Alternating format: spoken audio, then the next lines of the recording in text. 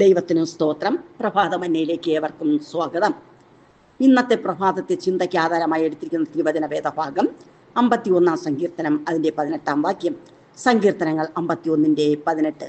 നിന്റെ പ്രസാദപ്രകാരം സിയോനോട് നന്മ ചെയ്യണമേ, യെരൂശലേമിന്റെ മതിലുകളെ പണിയണമേ. നിന്റെ പ്രസാദപ്രകാരം സിയോനോട് നന്മ ചെയ്യണമേ, യെരൂശലേമിന്റെ മതിലുകളെ പണിയണമേ. രണ്ട് കാര്യങ്ങളാ ഈ വചനത്തിലൂടെ ദാവീദ് ദൈവത്തോട് പ്രാർത്ഥിക്കുന്നത്.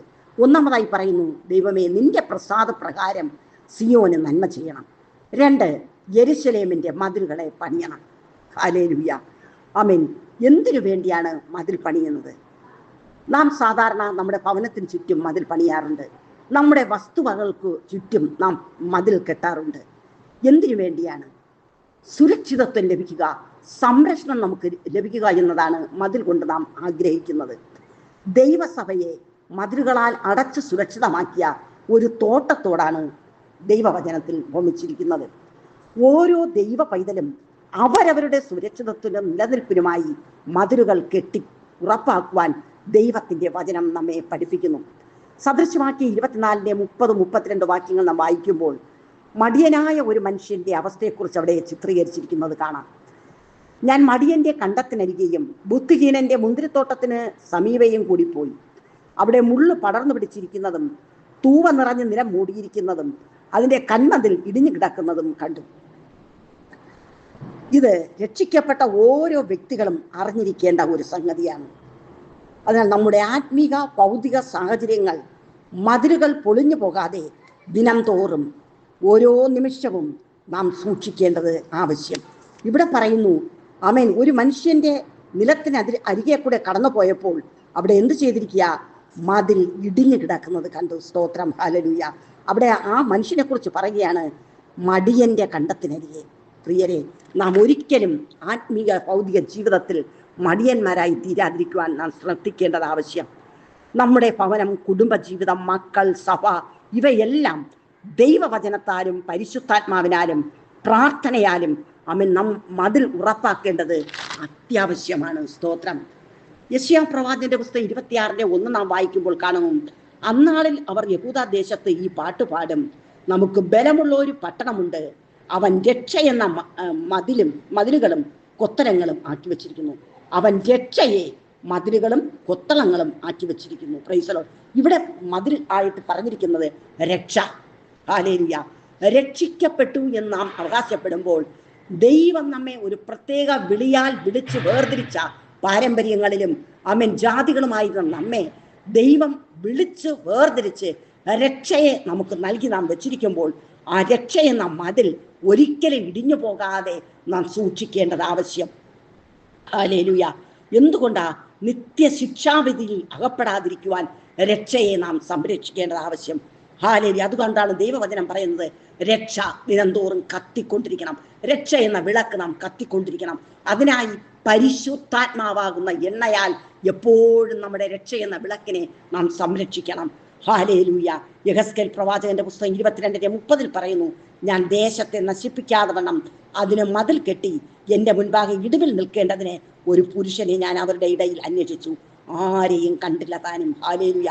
എന്ന് പറഞ്ഞാൽ ദേശം നശിച്ചു പോകാതിരിക്കേണ്ടതിനെ ഇടിവിൽ നിൽക്കുക, അതായത് പ്രാർത്ഥനയാൽ ദേശത്തെ മതിൽ കെട്ടി സംരക്ഷിക്കുവാനായിട്ട് ഒരു മനുഷ്യനെ നോക്കി. ഹല്ലേലൂയ. ആരെയും കണ്ടില്ല. ഹല്ലേലൂയ. പ്രാർത്ഥന എന്ന മതിൽ ഒരു ദൈവ പൈതലിനെ സംബന്ധിച്ചിടത്തോളം നാം പണിഞ്ഞ് ഉയർത്തേണ്ടത് ആവശ്യം. നമ്മുടെ ജീവിതത്തിൽ വരാവുന്ന പ്രതികൂലങ്ങളും പ്രശ്നങ്ങളും പരാജയങ്ങൾ ഇവയിൽ നിന്നൊക്കെ പ്രാർത്ഥന എന്ന മതിലിനാൽ നമുക്കവയെ തടഞ്ഞു നിർത്തി ഹല്ലേലൂയ ജയകരമായ ജീവൻ നയിക്കുവാനായിട്ട് സാധിക്കും. പ്രിയരെ, ഒന്നാമതായിട്ട് പറഞ്ഞു, ഹല്ലേലൂയ, നാം നമ്മുടെ മതിൽ ഇടിഞ്ഞു പോകാതെ നാം സൂക്ഷിക്കണം. ഹല്ലേലൂയ. രണ്ടാമതായിട്ട് ഇവിടെ പറയുന്നു, പ്രാർത്ഥനയാൽ നാം ആ മതിൽ കെട്ടിപ്പൊക്കേണ്ടത് ആവശ്യം. ഹല്ലേലൂയ. ലൂക്കോസിന്റെ സുവിശേഷം 21:36 പ്രകാരം കാണുന്നു, ആകയാൽ ഈ സംഭവിപ്പാനുള്ള എല്ലാറ്റിനും ഒഴിഞ്ഞു പോകുവാനും മനുഷ്യപുത്രന്റെ മുമ്പിൽ നിൽപ്പാനും നിങ്ങൾ പ്രാപ്തരാകേണ്ടതിന് സദാകാലവും ഉണർന്നും പ്രാർത്ഥിച്ചു കൊണ്ടിരിപ്പിൻ. ഇവിടെ രണ്ട് കാര്യങ്ങളാ പറയുന്നത്. സ്തോത്രം. പ്രാർത്ഥന എന്ന മതിൽ നാം ഉയർത്തേണ്ടത് എന്തുകൊണ്ട്? ഒന്നാമതായി സംഭവിപ്പാനുള്ള എല്ലാറ്റിനും ഒഴിഞ്ഞു പോകുവാൻ. 2, മനുഷ്യപുത്രന്റെ മുൻപിൽ നിൽപ്പാൻ പ്രാപ്തരാകേണ്ടതിന്, ദൈവസന്നിധിയിൽ നിൽക്കുവാൻ നിത്യതയ്ക്ക് വേണ്ടി നാം ഹല്ലേലൂയ ആഗ്രഹിക്കുന്നുവെങ്കിൽ നാം പ്രാർത്ഥനയാൽ മുന്നേറേണ്ടത് ആവശ്യം. പ്രാർത്ഥനയെന്ന മതിൽ നാം കെട്ടിപ്പൊക്കേണ്ടത് ആവശ്യമായിരിക്കുന്നു. സ്തോത്രം. അതുപോലെ സദൃശവാക്യം 25-28 നാം വായിക്കുമ്പോൾ ഇപ്രകാരം കാണുന്നു: ആത്മസംയമം ഇല്ലാത്ത പുരുഷൻ മതിലില്ലാതെ ഇടിഞ്ഞു കിടക്കുന്ന പട്ടണം പോലെയാകുന്നു. അതായത് ആമേൻ ഹല്ലേലൂയ ചഞ്ചല ഹൃദയമായിരിക്കുന്നവൻ, ഇരുമനസ്സുള്ളവൻ, ആമേൻ തങ്ങളെ തന്നെ സൂക്ഷിക്കുവാൻ കഴിയാത്ത ഒരു വ്യക്തിക്ക് ഹല്ലേലൂയ ആമേൻ രക്ഷയിൽ നിലനിൽക്കുവാനായിട്ട് കഴിയത്തില്ല. അവിടെ പറയുന്നു, അങ്ങനെയുള്ള വ്യക്തികൾ ഇടിഞ്ഞു കിടക്കുന്ന പട്ടണം പോലെ, മതിലിടിഞ്ഞു കിടക്കുന്ന പട്ടണം പോലെ. ഹല്ലേലൂയ നമ്മുടെ ആത്മീയ ജീവിതം എങ്ങനെയായിരിക്കുന്നു എന്ന് നമ്മെ തന്നെ ശോധന ചെയ്യേണ്ടത് ആവശ്യം. നാം ഹല്ലേലൂയ ദൈവവചനം വായിക്കുമ്പോൾ രൂപേനോട് യാക്കോബ് പറയാണ്, വെള്ളം പോലെ തുളുമ്പുന്നവനെ നീ ശ്രേഷ്ഠനാകയില്ല. ഹല്ലേലൂയ. അതായത് അവൻ സ്ഥിരതയില്ലാത്ത അസ്ഥിരനായ ഒരു മനുഷ്യനെ ആമേൻ ഹല്ലേലൂയ ഒരിക്കലും അവൻ ദൈവികമായ സംരക്ഷണ വലയത്തിനുള്ളിൽ നിൽക്കുവാനായിട്ട് കഴിയത്തില്ല. നമ്മുടെ ആത്മീയ ജീവിതം എങ്ങനെയായിരിക്കുന്നു? ഇന്ന് പ്രഭാതത്തിൽ ഈ വചനം ശ്രദ്ധിക്കുമ്പോൾ ഹല്ലേലൂയ ദൈവവചനത്തിലൂടെ നമ്മോട് പറയുക, ഹല്ലേലൂയ ദൈവവചനമാകുന്ന മതിൽ നാം കെട്ടിപ്പൊക്കണം. അതായത് ദൈവവചനപ്രകാരം മാത്രം എൻ്റെ ജീവിതത്തെ ഞാൻ മുന്നോട്ട് നയിക്കുമെന്നുള്ള ഒരു തീരുമാനം നമ്മുടെ ജീവിതത്തിൽ വരണം. രണ്ടാമതായി പ്രാർത്ഥിക്കുവാനുള്ള ഒരു ഒരുക്കം, അവൻ മടുത്തു പോകാത്ത പ്രാർത്ഥനാ ജീവിതം നമ്മുടെ ജീവിതത്തിൽ നാം കെട്ടിപ്പൊക്കേണ്ടത് ആവശ്യം. മൂന്നാമതായിട്ട് പരിശുദ്ധാത്മാവിനാൽ ഹല്ലേലൂയ നാം മതിൽ കെട്ടിപ്പൊക്കണം. അങ്ങനെ ആമേൻ പ്രാർത്ഥനയാലും ദൈവവചനത്താലും ഹല്ലേലൂയ പരിശുദ്ധാത്മാവിന്റെ നിറവിനാൽ ആമേൻ നാം മതിൽ കെട്ടിപ്പൊക്കുമെങ്കിൽ നാം ഹല്ലേലൂയ നമ്മുടെ ആത്മീയ ഭൗതിക ജീവിതത്തിൽ വിജയിക്കുക തന്നെ ചെയ്യും. പ്രിയരെ, ഈ വചനം ദൈവവചനം ഇന്ന് പ്രഭാതത്തിൽ കേട്ട ഓരോരുത്തരെയും ദൈവം അതിനായി സഹായിക്കട്ടെ. എല്ലാറ്റിൽ നിന്ന് ഒഴിഞ്ഞു പോകുവാനും കർത്താവിൻ്റെ വരവിൽ ആമേൻ നിൽപ്പാൻ പ്രാപ്തരാകേണ്ടതിനും നമ്മെ തന്നെ ദൈവകരങ്ങളിൽ സമർപ്പിക്കാം. നമ്മുടെ മതിൽ ഇടിഞ്ഞു പോകാതിരിപ്പാൻ, രക്ഷ എന്ന മതിൽ നാം നമ്മെ തന്നെ സൂക്ഷിക്കുവാൻ, പരിശുദ്ധാത്മാവ് നമ്മെ സഹായിക്കുവാൻ നമ്മെ തന്നെ ദൈവകരങ്ങളിൽ ഏൽപ്പിക്കാം. ഒരു നിമിഷം നമുക്ക് ദൈവത്തോട് പ്രാർത്ഥിക്കാം.